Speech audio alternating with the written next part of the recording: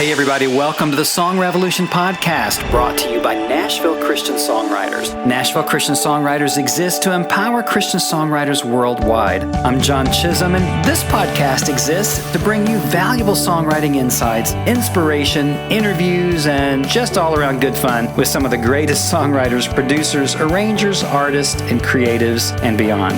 You can find out a whole lot more about us at NashvilleChristianSongwriters.com.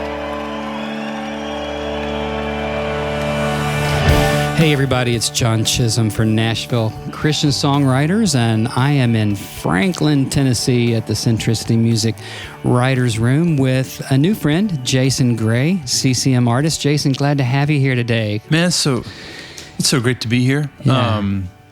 I just heard the conversation that you had with John Mays a few days ago. John, and so great. I thought I could totally beat that conversation. And so we're going to knock it down today. Yeah, right. Yeah. Absolutely. Well, I'm sure many of you know that Jason Gray is a very much loved and popular CCM artist. He's been with Centricity for about 10 years. He had some releases earlier than that, 3 releases, and then came on in 2007 with John Mays and with the Centricity Music people, and has had a wonderful ride, writing and touring, performing on his own, of course, but with artists such as Lauren Daigle, Sanctus Real, Natalie Grant, collaborations with a lot of people, too many to mention here, Brandon Heath, Big Daddy Weave, and so many more. So here you are. We're just going to jump right in. All right, let's jump. Here you are, Jason. You know, just such a popular and very much loved guy and artist here. And yet I know, just from doing research for this interview today, that your life really isn't picture perfect. I mean, you have a speech impediment, stuttering, that you deal with, and that has been with you all of your life. And you didn't have such a great life growing up from everything that I've researched, and yet here you are. I mean, people look at you and think, wow, that guy's got just everything together. How do you feel about that? I don't know if anybody actually thinks that. I mean, if they do, they just need to hang out with me for like a half an hour, and then they realize, no, this guy's a total mess. But you know, we all are. You know, I think. You know, ever since I was a little boy, I had a sense that I'd be doing music, you know, and then that was complicated in my mind because I had a speech handicap, you know, and wondered, well, how's this going to work, you know, and used to believe that my story would be that God would heal me, and then that would be my story I could bring to people to give them hope and encouragement, you know, and was angry with the Lord when He didn't heal me, and I was confused because I had a sense of calling, but I also, you know, well, like, how's this supposed to work? And have been so grateful over the years to discover that my speech handicap is not the liability that I was afraid it was, and that it was in so many ways a gift, in that I think there's, you know, my speech handicap is a very very obvious brokenness. When I open my mouth, it's clear, oh, you know, like he's not perfect, and I think there's something about that helps put people at ease, you know, because our brokenness makes us a safe place for each other, and so it's been a gift, you know. Like I think it well, okay. So when I'm talking with an audience and I explain that I have a speech handicap, what I say is, and you know what, I bet that you like me just a little bit more because I have a speech handicap. And they laugh, and we all laugh. And then I say, and I believe that because I know that if I got to hang out with you and I understood your brokenness, your imperfection, your weakness a little bit more, I would like you a little bit more too, you know, just because these things, because our strengths are mostly only good for impressing each other, which makes us then insecure and compare ourselves to each other. But our weaknesses, you know, like when I understand your weakness and when you are open about that, then all of a sudden I'm like, oh, you know what? He doesn't have his act together either. That means I don't have to hide. It's great. And then we're able to kind of come out and actually be present with each other. And I think my speech handicap accomplishes that very, very quickly in my concerts, you know. So it's been a real gift to understand that, you know. And I remember, I think it was Rich Mullins who talked about, you know, how every preacher preaches the same sermon every week, you know, but it's just like a new version of it. And this idea that we're all entrusted with a sensitivity that defines what we talk about, you know. And I think that my speech handicap has shaped the kind of songs I write, what I talk about with my audience. Right. You know? So many of my songs return again and again to the idea that it's in our weakness that His strength is perfected, and the virtues of weakness, you know. So it's been it's something I've come to be grateful for. It's hard to order a pizza over the phone, but it comes with many other gifts. That's great. That's great. Well, you've gone really deep, which is fantastic. You're right at the very beginning of our talk today. We've got a little storm going on here. It's really kind of a beautiful little place to be right here.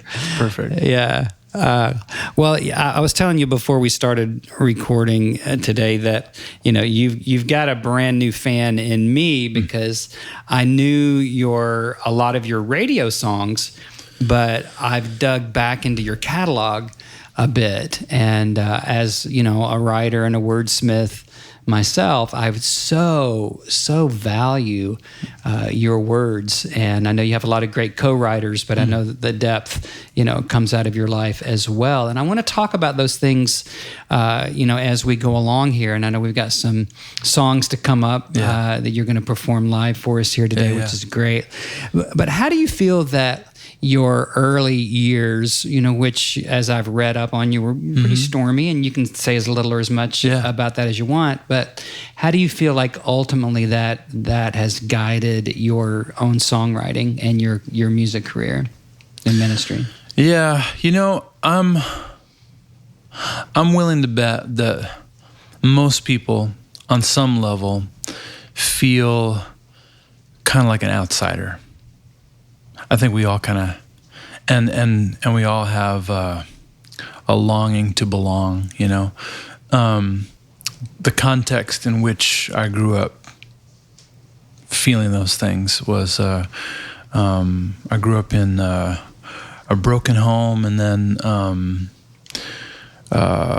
later an abusive home situation, you know, a lot of chaos in my life, and so those experiences, I think, have developed a sensitivity in me for other people who have just had a rough go of it and feel like they're broken and feel like they're outsiders. You know, I think about this, like okay.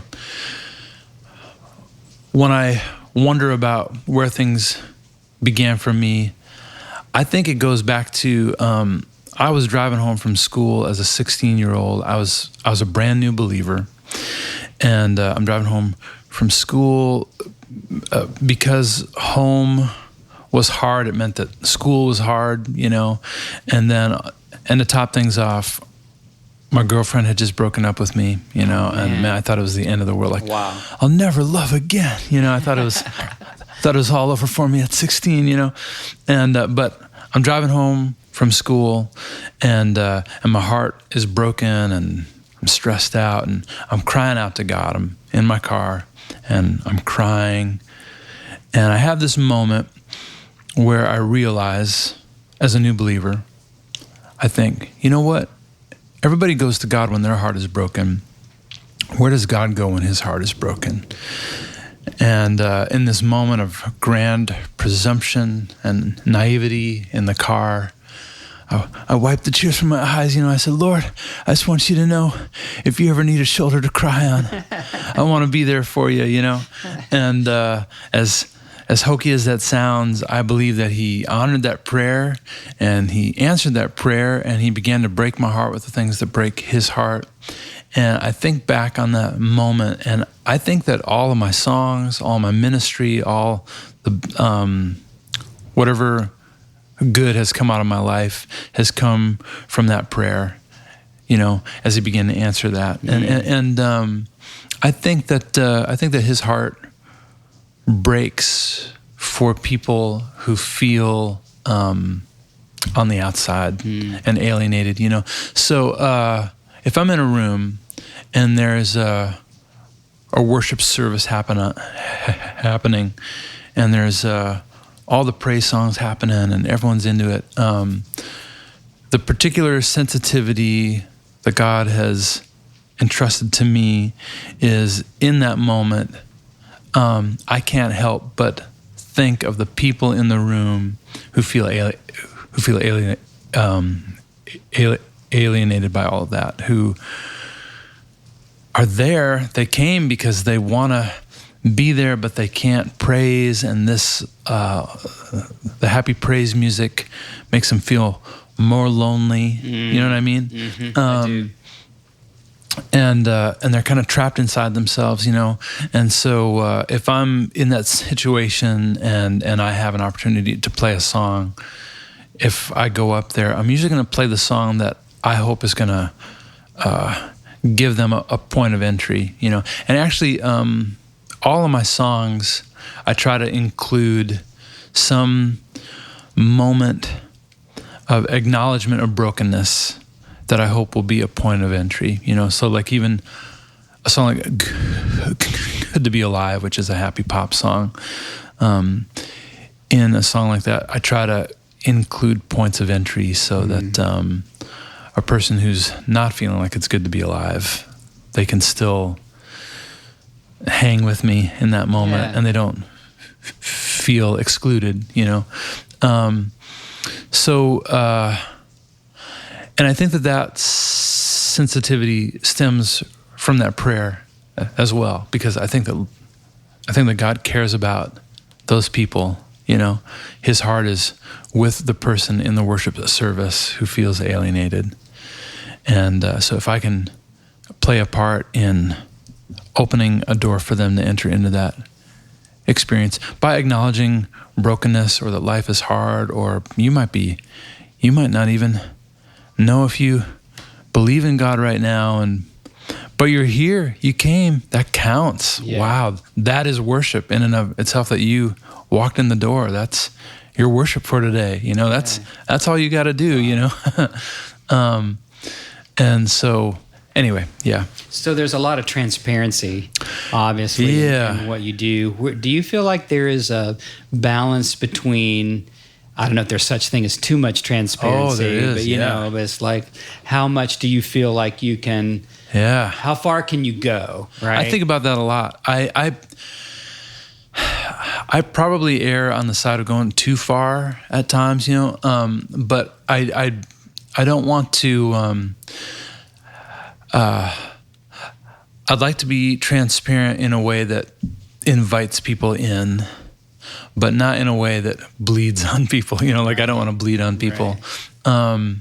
When I was going, it was very natural for me to operate with a lot of disclosure for so many years of my ministry, and just kind of like, this is where I'm at. This is where I'm struggling, etc. And that was meaningful and good. But then, I went through a divorce a few years ago, and that was a years long breaking down and just the most painful experience I've ever been through.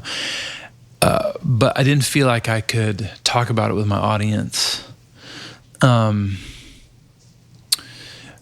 For a few reasons. One was that in the midst of it, I didn't know how that story was going to end, and so I wanted to, and also it wasn't all my story to tell.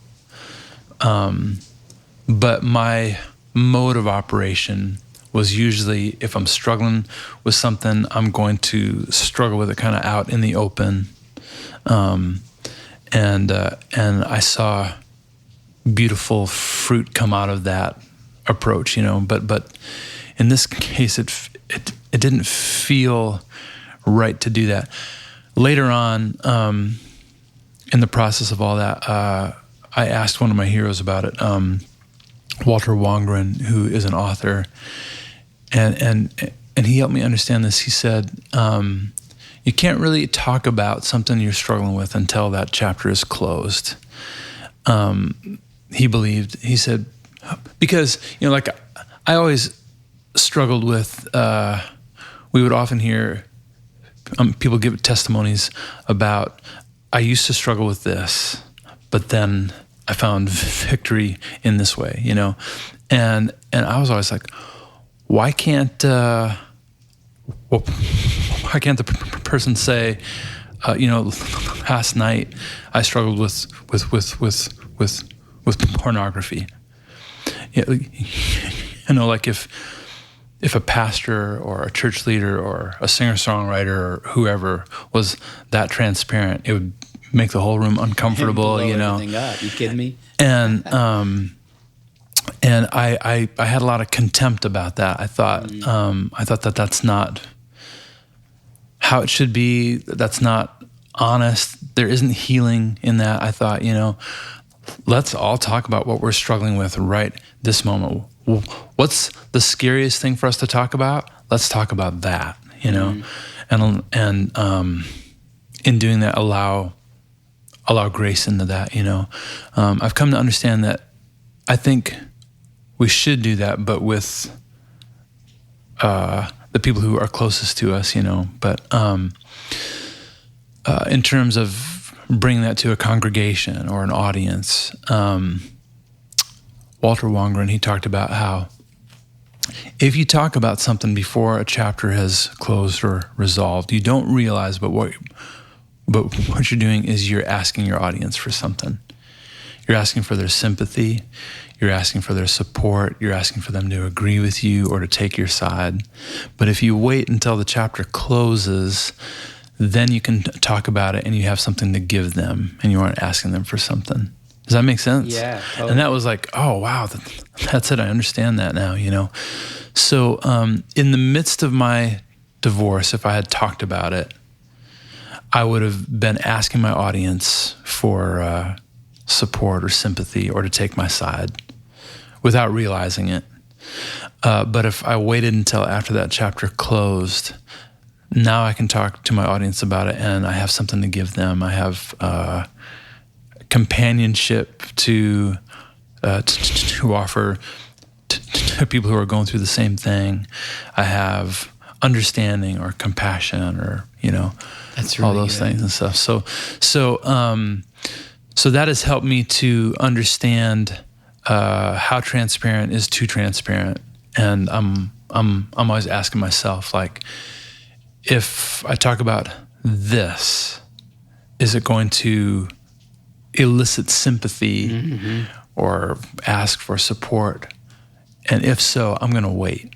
And then until a time where I can talk about it, where I have something to offer, That's really great. And one of the things that I have written about with from my clients, my songwriting clients, is how to redeem your pain. And that kind of speaks to that, right? Because you haven't really fully in any given area, processed enough to the point like Yeah. you're just saying, to where you have something to give, yeah, rather than receive. good. So Walter Wongren's, I think that advice is fantastic. Yeah, but not great. I would kind of put that under the category of redeeming your pain, Yeah, right? And absolutely. So That's good. Yeah. cool. I am a verbal processor. I know, right?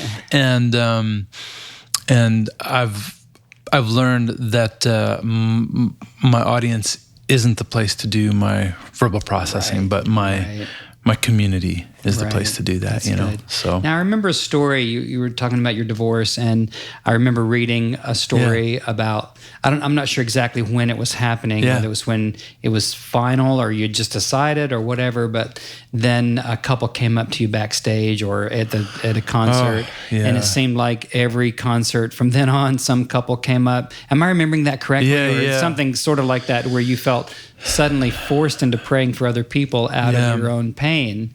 You know, the process of divorce is a long, painful one, years and years. And when it finally was over, like the papers were signed, I was so exhausted and depressed and burnt out, and I didn't feel like I had anything to give. I was utterly broken, and but I still had to pay the bills, you know. So I had an opportunity to go out on the road with Big Daddy Weave, and I was grateful for that because I love those guys. I've been on the road with them before. I knew that would be a very healing experience. They're just so great. And I was the opening act, so I was only going to have to play for like a half an hour. I thought, I can do that. I can go out for 3 months, I can play for a half an hour, and then go hide in my bunk, you know. That's about all I can do. So I go out on this tour, though, and one of the things that they do is they do an altar call at the end of each night, and people come up for prayer, and then the artists go down from the stage, and they pray with people. And I told the guys, I said, oh, you guys, I love that you do that. I don't know if I have anything to give here. I don't know if I don't know what I believe about God or prayer. You know, I just know the thing that I prayed the hardest for, to be healed, didn't work out, and I don't know what to do with that yet. So I don't know if I'm your guy for that. And they were like, you know what? You don't have to worry about that. You know, you can do as much as you want to. You don't have to do anything at all. Go on the bus. And so that was my plan. I thought I would feel bad for whoever came to me for prayer, you know, because I didn't know how to pray yet.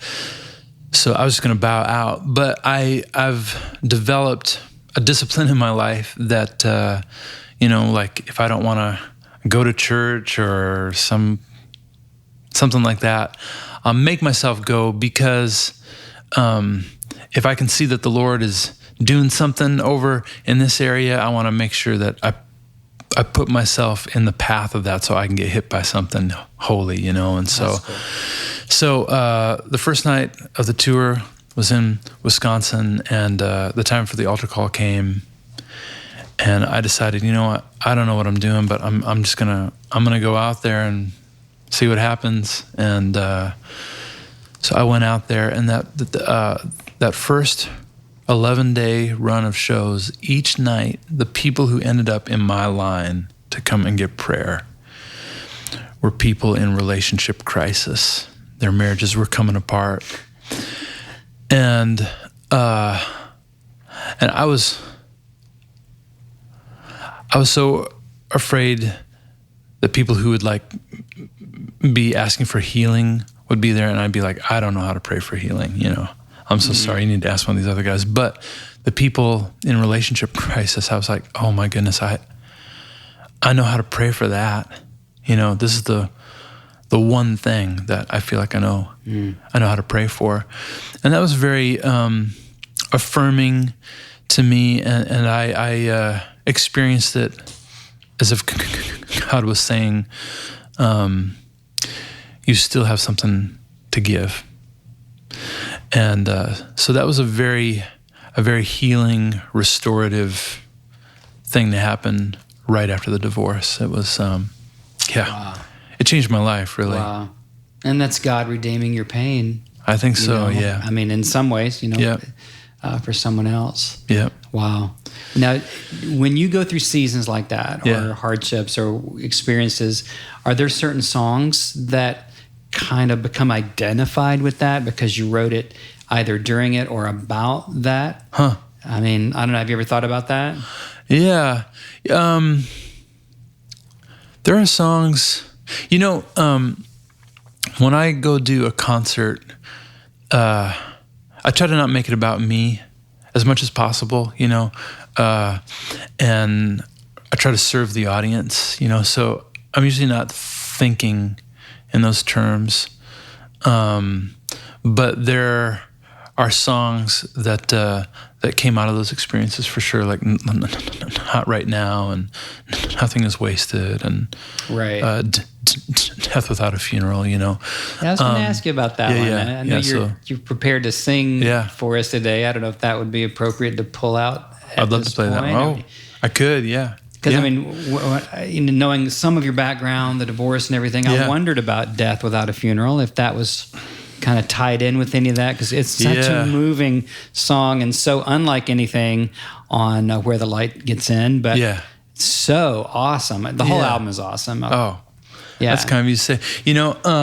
I felt like I wanted to write a song about the divorce. I needed to for myself. But how do you do that? How do you?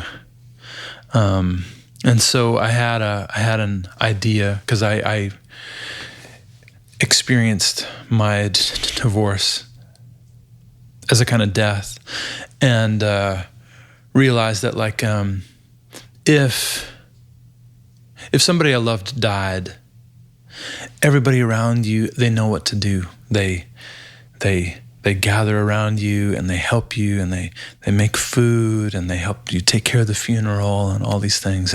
But when you go through a divorce, kind of nobody knows exactly what to do. Right. It's very uncomfortable and they're confused, so it can be very lonely. So I wanted to do a song about that, but also I think that everybody goes through all kinds of deaths where there isn't a funeral. The beautiful thing about a funeral is that it gives you a moment in time where you mark the moment and you lay the thing to rest, and you get to have a sense of closure, but there are so many deaths that we experience, whether it's the death of a marriage or the death of a dream or of a belief or a career, where you don't get to mark the moment and have a sense of closure, So it was my hope, too, that I would be able to offer a song that might act as kind of a funeral service for people who experience those kinds of deaths, I wrote it with my friend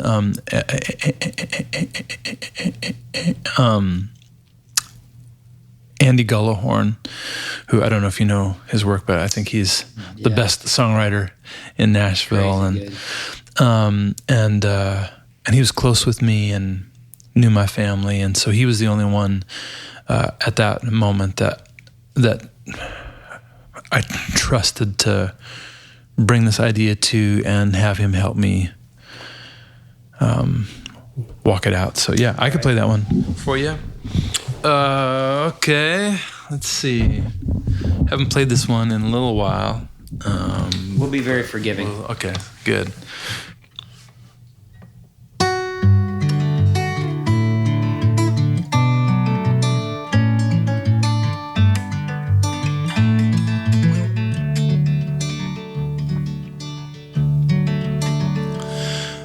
There is no stone to lay the flowers down beside. No mention in the paper, though something clearly died. No gathering for family and friends to eulogize.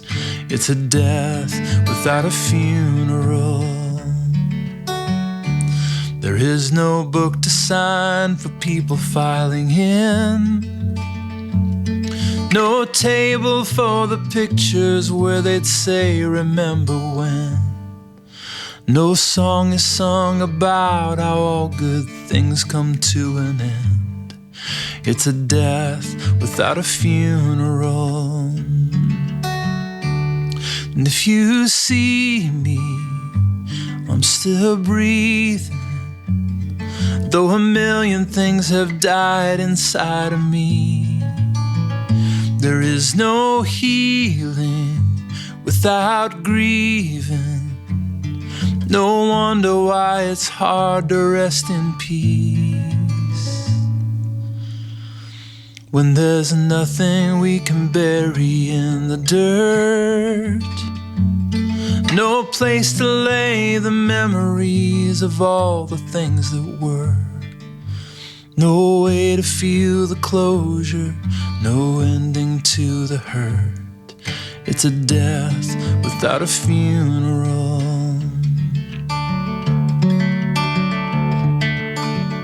And if you see me, and I'm still breathing, though a million things have died inside of me, there is no healing without grieving.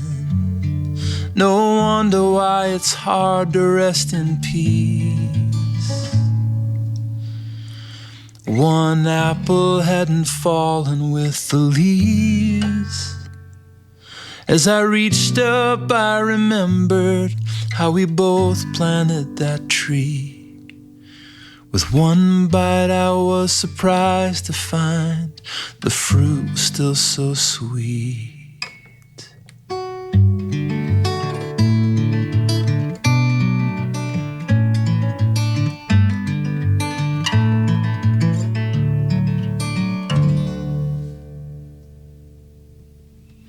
It's beautiful, Jason. Wow.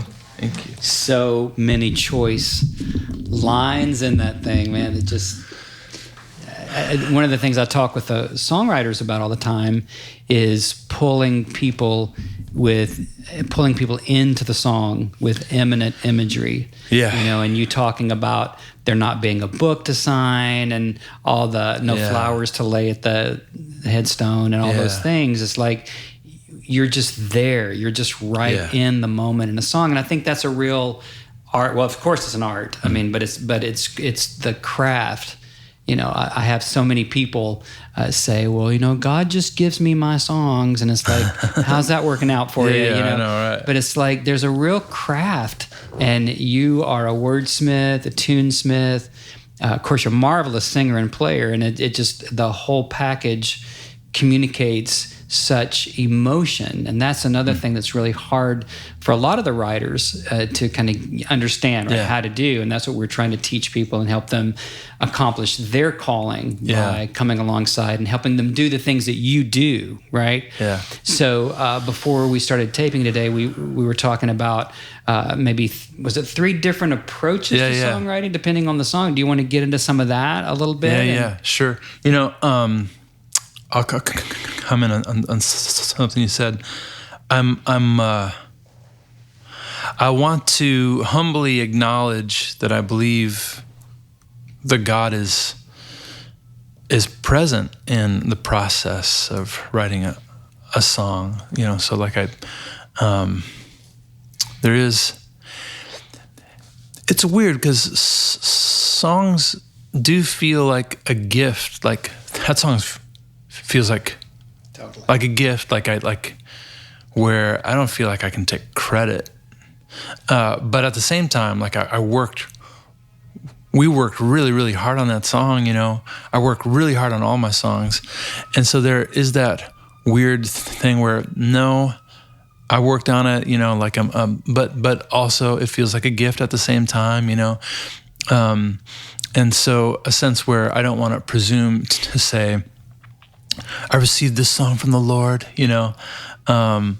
I'd rather, I'd rather him receive songs from me. Like, I'd rather give him the songs than presume to say that he gave me the songs. Yeah. Awesome. But there is something very mysterious about that. But I don't feel like I have any songs. Usually when a person says, "Here's a song that the Lord gave me," it's usually not a very good song. Like, I think he could do better than that, maybe. I know. I try so hard not to be snarky. I don't want to be snarky. But it's like, why does God seem to give the best songs to the people who know how to write? Exactly. Wow. Yeah. Exactly. So there's that I wanted to comment on, but the three kinds of songs I write. There's the songs that I write for myself that just naturally come out of me, just if I didn't have to think about anybody else, or let's see, I think Frederick Buechner, who's an author, he would call those songs an artisan well, where it just kind of flows up out of you, And when I'm working on a song like that, I give myself permission to not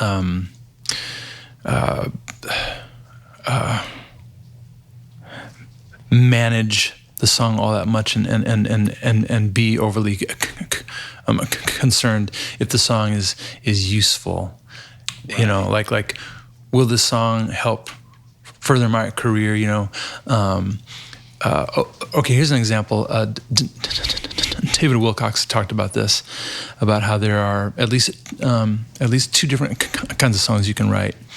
One of them is like, you know what? I want to do something good for people.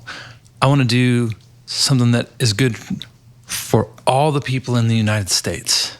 I want it to have a broad reach where it touches everybody, and so I'm gonna put in the work, and what I'm gonna do is I'm gonna secure a tax refund for everybody. Because it's for everybody, it's only gonna be 8 cents, but everybody gets something. And that's one kind of song, like I got a feeling tonight's gonna be a good night. That's worth about 8 cents. Everybody enjoyed that song a little, and that's great. There isn't anything wrong with that, But then there's a song that's like, I'm going to apply my effort to running into that burning building and pulling one person out. And it's not for everybody, but for that one person, it's everything, So I think about that. So Death Without a Funeral is an example of a song. I know it's not for everybody. It's never going to be a big hit song, but I would hope that for the people it is meaningful for, that it's like, that's the song I needed, and it saved my life, or it helped me when I needed it the most. So when I write those songs, it's more about just kind of opening up my heart and just kind of receiving what comes, If I'm going to write for my audience, let's say like for radio, the key for me is, okay, so what can be hard about writing for radio is like, how do I do that and not prostitute myself? Right. How do I not do it in a manipulative way where, okay, I know the kind of song you want. I know the demographic. I know that it's a soccer mom who is stressed out in her minivan. If I know that that's who I'm singing to, then all of a sudden I have the knowledge of good and evil right there in front of me, and I can see the buttons I can push that'll get her to respond the way that I want to, and then I can approach a song in a manipulative way that will advance my career, that will get my song played on the radio, that will get people to buy it, all of that. How do I not do that how do I do it instead motivated by love, when I recognize that my job is to love my audience and not be manipulative. And if I can come to that place out of a place of love and recognize that, okay, this person, a radio listener, I could have contempt in my heart and be like, they're so shallow, they wouldn't even understand Death Without a Funeral, right? And the best songs aren't ever going to get played. I could be all angry and full of contempt. And that's just not helpful. And it's arrogant too, Or I can come from a place of compassion and say, this person is so stressed out and overwhelmed. I don't think in their minivan driving their kids to school, I think that Death Without a Funeral would be more than they could bear right now. It's not going to be helpful for them right now, And so what is the language? What are the things that I can talk about that might open up that door? And maybe they'll buy my record or come to a show, and then at that point we can dig deeper. But how can I love this person where they're at right now? And so I try to let that shape the songs I write that are aimed at radio, So coming from a place of love and not contempt or bitterness or self-righteousness or, does that make sense? It's totally great. And I'm much more familiar with your music now, having kind of boned up for this interview today. And I like I told you already, I'm a new fan and knew some of the radio stuff, but there's such a deep well there. And I love your whole idea of points of entry, because you're really giving Becky, the soccer mom, a point of entry into the possibility of ministry. So we've heard Death Without a Funeral. Yeah. So do you want to play an example? Is your current single Sparrow, is that the one they're playing yes, right now? And I would play that one, but my guitar's not tuned for it. That's so okay. I might play a previous one. Okay, if that's all right. I'm sorry. No, I'm just going to say, maybe tell us a little bit about... I know are we going too long for you? It's like it's gotten longer as we go along. Yeah, I'm sorry. It's because I have a speech handicap, and it takes me forever to say anything. Hold on one second. I just have to. I just have to text my lunch guy. All right, done. Hold on a second. I'll call in a bit. You just heard me voice text on your podcast. There we go. No, it's good. All right. But just a tiny insight. Be more succinct here. A tiny insight of what makes this commercial. And I mean, you don't have to go too long on it, but I mean, what would be different about this than Death Without a Funeral? Yeah, I'm just, I think it's hard for me to articulate that as much as I know that when I get there, I think that I think when a person is trying to hold it together, they're just trying to make life work, there are scary emotional places that they aren't able to go to in that place, you know what I mean? So I think it's more about not going to those places before they are ready or able to. Does that make sense? Mm-hmm. In a concert, I start with the upbeat songs. I make a lot of jokes. I use a lot of humor. And about a half hour in is when people, they're relaxed enough and they're open enough that then you can go into those places, So, so I guess I think about my radio songs in that way too, So which one is this? This is called With Every Act of Love, and I wrote it after. I should say too that something that is a meaningful way for me to approach what I do is I want to have something to contribute.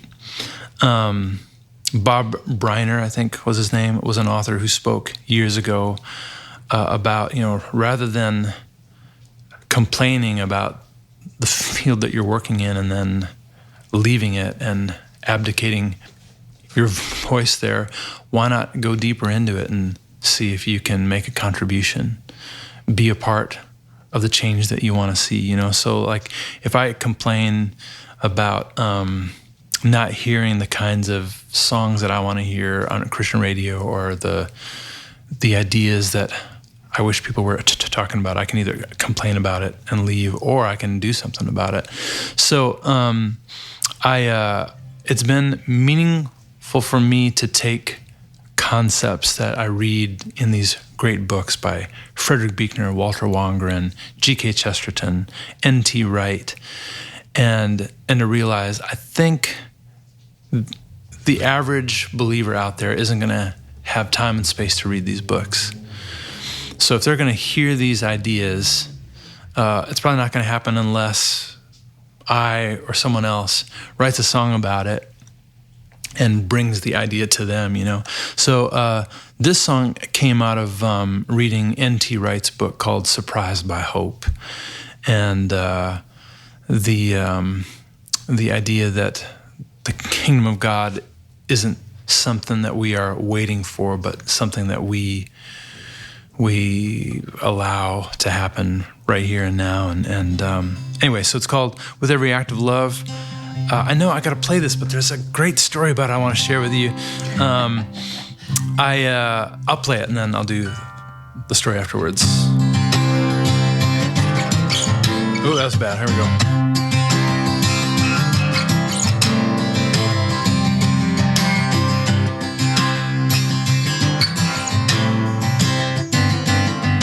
Sitting at the stoplight, he can't be bothered by the heart cry written on the cardboard in her hands.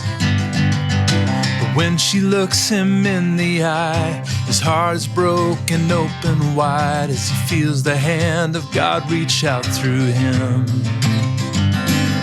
As heaven touches earth,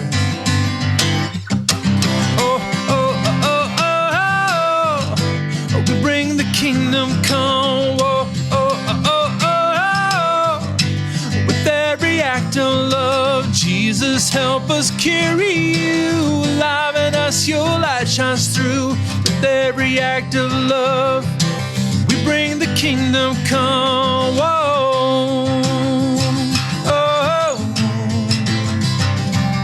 There's silence at the table. He wants to talk, but he's not able, for all the shame that's locked him deep inside.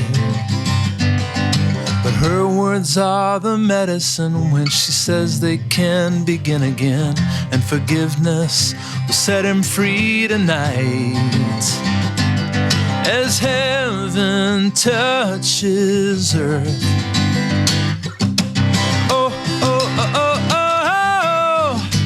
we bring the kingdom come.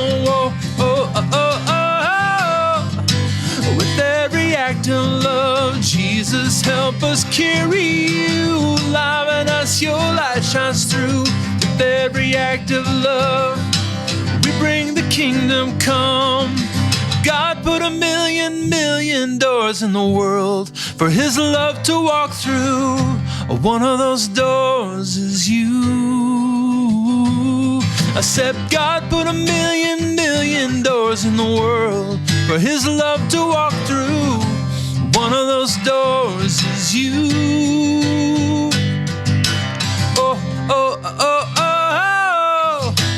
We bring the kingdom come. With every act of love, Jesus, help us carry you alive in us. Your light shines through. With every act of love, we bring the kingdom come. With every act of love, we bring the kingdom come. Yeah. With every act of love, we bring the kingdom come. Dude, that's awesome. Awesome. What do Oh, say thank about you. that? So you had a story. Well, yeah, I was making that record and had all the songs, but I didn't feel like I had the song that would be the single, you know. And my life was very stressful at that time. It was like in the midst of the divorce, and because of the stress, I lost my voice and I did some damage, and I had to go on vocal rest, and we had to record in about 8 weeks. And I had one more collaboration on the books I was supposed to do with Jason Ingram, who is an amazing songwriter. And I had this idea, and earlier I had a sense, I think if we meet and we work on this song, it's going to be the song that we've been waiting for. But then all of a sudden, I lose my voice. I'm in pain when I sing. I'm on vocal rest. Well, how are you supposed to go into a co-write, with no voice, And I was talking with John Mays about it, who I have to say he's been the best thing to happen to me in my music ministry and in my songwriting, and an amazing friend too, and a mentor. But he's I'm not sure where I'd be, if he weren't in my life. For sure, we could do a whole podcast about that. Actually, song mentorship, but I called him up, and we had been at a retreat where Reed Arvin, I don't know if you know who he is. He was talking about how the key to jumpstarting the creative engine is to take a tool off the table, because our minds are designed to problem solve, and so if you take a tool off the table, it's going to force you into problem-solving mode, and you're going to approach things in a new way. And it was very meaningful, and like it reminded me of Peter Gabriel, and how he had a rule that he had made on his earlier solo albums was, he said, no hi-hat. We're not going to have any hi-hat. And he would do that because he believed that artists are devious, and if you say you can't do something to an artist, they're going to figure out a different way to do it, And so the idea of removing a tool from the table to jumpstart creativity was meaningful. And I called up John. I said, I don't know how I'm supposed to do this co-write. Actually, I think I emailed him because I couldn't speak, and he emailed me back saying, well, this is a tool that has been taken off the table. I think you should keep the co-write and go into it and see what happens. And so not having a voice to look for melodies leading up to the co-write forced me to look for them on my guitar. Cool. And so I broke into like a new melodic place because I didn't have my voice, So that was, and it was my first number one song. And so I think all that's very interesting, great song, and meaningful, So that is great. It's a great story too. It's a great thing to think about, taking the tool off the table. Well, as we sort of begin to kind of bring it to a close, could we cover all 3 areas of the song? I don't want to promise that and then not deliver that. Yeah, sure. So. We didn't. The third one for me is the rarest, and also I think the most feels the most holy when I get to those places. I was reading an interview with Leonard Cohen, who wrote Hallelujah, and all those crazy, amazing, great songs, and he talks about how he believes that some songs are meant to be. They're meant to be an altar, like the ones in the Old Testament that the Jews were supposed to build. An altar of unhewn stone, not touched by the craftsman. And they are meant to be a snapshot of a moment without all kinds of crafting, and when you can get to that kind of a place where a song comes up out of you, then if you can just like leave it and not go back and, so I've had like 3 of those songs in my lifetime. and where I wrote the song, and a lot of it I wasn't even sure what the song meant. And then years later, it was like, oh, that's what that meant. You know what I mean? And so there's something magical and holy and very rare in my mind about those songs. They also aren't songs that I think will usually end up on a record, right? Or get played. But this one did. I was making A Way to See in the Dark, and I brought it to a song meeting. I was almost positive it wouldn't end up on the record, and I played it, and Sean said, well, that one absolutely has to go on the record. And so that was great. But it was a song I wrote in a moment of great pain in the midst of my depression, with all that was going on in my marriage. I was wrestling late in the night, and I couldn't see any hope or a way out, and it felt more than I knew how to bear, and all I could think about was going up in my attic, and I knew there was a heavyweight extension cord up there, and I, just ending my life. 3 different times I got up out of bed and I walked up to the attic, and then I said, no, this is not the way. This would, this would be a horrible thing to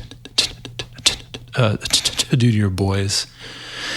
And so I'd go back to bed, and the Lord, He knows me. He knows that I'm a sucker for a song lyric, So as I'm struggling with this, it begins to form as a lyric in my mind, and that was enough to draw me away from this dark idea in my mind, and to draw me instead downstairs, where I sat down and I sang this lyric, and then all of a sudden this song came out of me in about 20 minutes. And so I can play that one for you. I don't play it that often, but it did end up on the record. And it's a song that once it came out, I let it be. Here we go.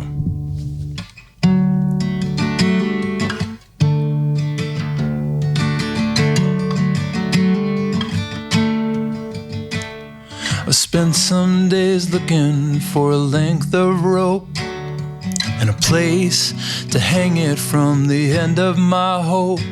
But where I thought hope had ended, I always find a little bit more. It's not like I'm trying to be optimistic. If the truth be told, I'd rather dismiss it and be free of the burden of the hope that living requires. To bring my heart to every day and run the risk of fearlessly loving without running away.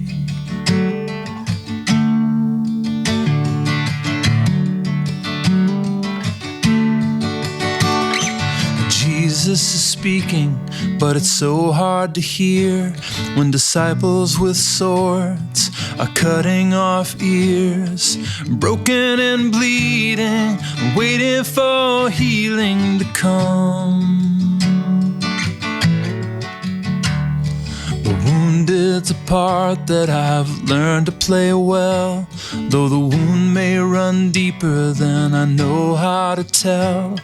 Where pain's an addiction that keeps me buried alive. When it's all that I know, it's hard to leave it behind and bring my heart to every day and run the risk of fearlessly loving without running away.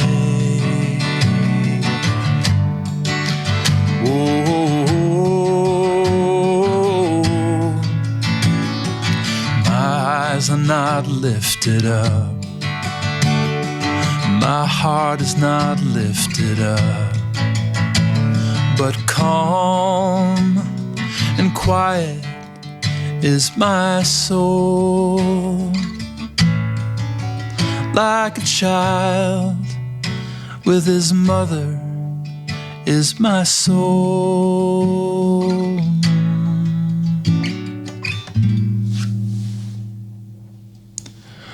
I lost the lyric. Hold on. After a while in the dark, your eyes will adjust, and in the shadows you'll find the hand you can trust, and the still small voice that calls like the rising sun. Come and bring your heart to every day, and run the risk of fearlessly loving without running away. You must run the risk of fearlessly loving without running away.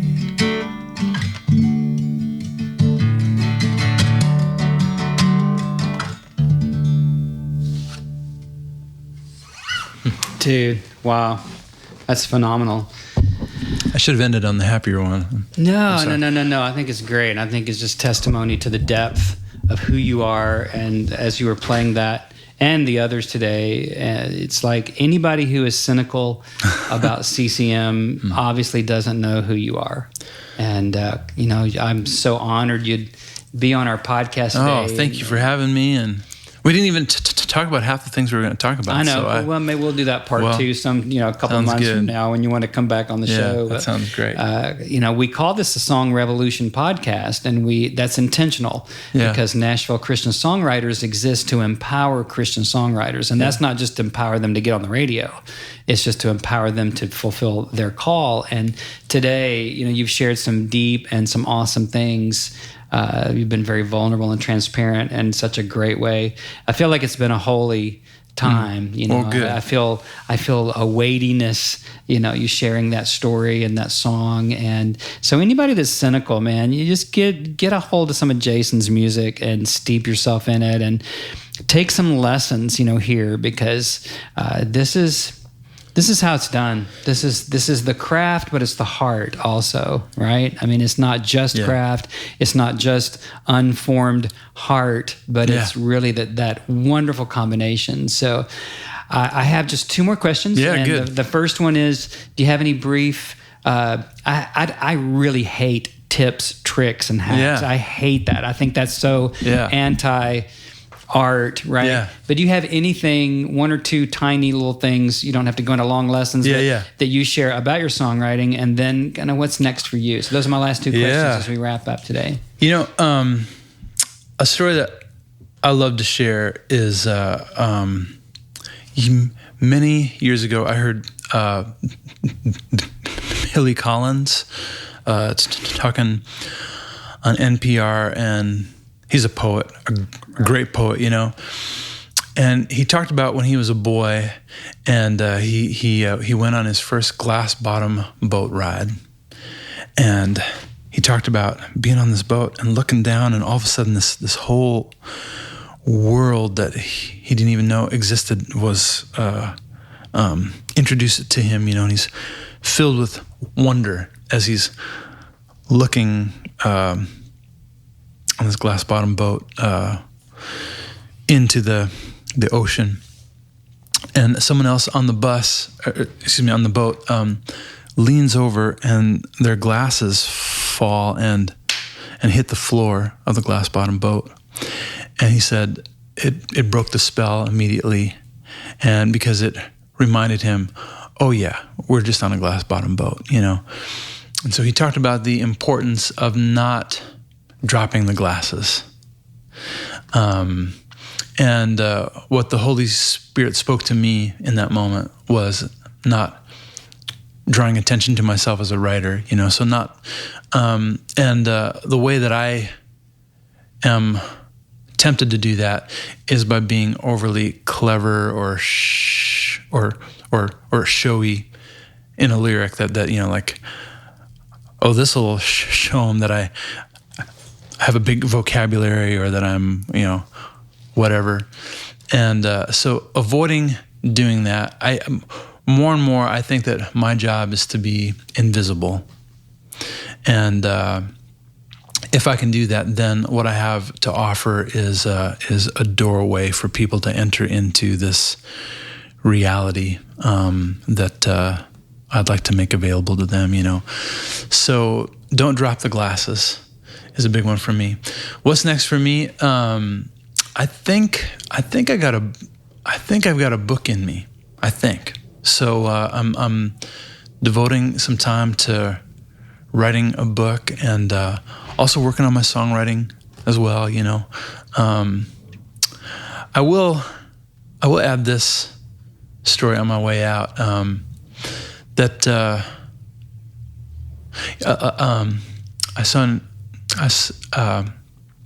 I watched an interview with Quincy Jones, and he said that music is the voice of God, and I am persuaded by that. My first experience of hearing God speak was through Simon and Garfunkel's song. I wasn't raised in the church. I grew up on the road with my mom's bar band, and but I loved Simon and Garfunkel. I was a little boy, maybe a third grader, and I remember hearing "Bridge Over Troubled Water," and something in my heart going, "Psst, hey, this is how God feels about you. Like a bridge over troubled water, I will lay me down," you know. And what I think is remarkable about that is that I wasn't in the church. There wasn't anybody in my life to plant the idea that that's how I might interpret a song like that. So I think it genuinely had to be the Holy Spirit, right? And I love that story. I love that it gets to be mine, and how it reminds me that God is able to make himself heard with or without our help or permission. And in my story, the first time I recognized hearing the voice of God was through a Jewish agnostic pop singer-songwriter named Paul Simon, you know? And I love that. He's able to make himself heard. So that means that we who are working in music, we are working with something that is very holy and mysterious, and it's a great honor, and there's great responsibility in that. But there also isn't any pressure, because God is able to do whatever he's going to do through your best song, your worst song. Who knows how he's going to speak, you know? He's going to speak however he wants to, and there's just something liberating and very dignifying about all of that. Well, that's exciting, and I know I'll be the first to buy. I'll pre-buy your book. Hey, all right, all right. Sounds good. $12.99, man. I'll give it to you right now. Okay, sounds good. That's awesome. Well, this has been really rich. I knew it would be. Yeah, thanks, man. Thank you for your time and for your songs and for your insights, and mostly just for bringing us to a holy moment today. And those of you guys listening out there, if you're not ready to sign up for the Song Revolution, then you hadn't been paying attention. So it's been a great day here on the podcast with Jason. Yeah, thank you, John. Gray. Thank you, buddy. I usually have more jokes, but we just we went deep. jumped to the deep end. I know, man. If you bring me back in, I'll do my joke routine with you let's too. Do that. Because I do have jokes too. We'll do the first part of your presentation. That's right. Yeah, right. I think we kind of did the last. Yeah, I know, right? Deep, so we're gonna have an altar call now. But anyway, good. Thank you so much. Thank you, John. It's been great. All right, this has been John Chisum for Nashville Christian Songwriters on the Song Revolution podcast with Centricity music artist and deep well amazing man and songwriter Jason Gray. We'll see you guys next time. Thanks for being here today for the Song Revolution podcast from Nashville Christian Songwriters. We exist to empower you and to bring you some of the greatest inspiration, insights, and important people from the Christian music world to help you write your best and to be heard as the songwriter that you were born to be. Be sure to like us on Facebook, follow us over on Twitter and Instagram, and connect with us through our Facebook group called Successful Christian Songwriters. Until next time, I'm John Chisum calling you to a song revolution.